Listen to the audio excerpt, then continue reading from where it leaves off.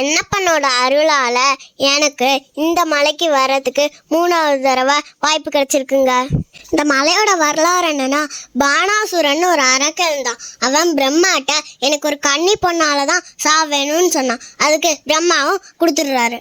இதுக்கு இடையில சிவன் பார்வதிட்ட நீ பூலோகத்துக்கு போய் ஒரு சின்ன குழந்தையா பிறந்து என்ன நோக்கி தவம் பண்ணுன்னு சொல்றாரு.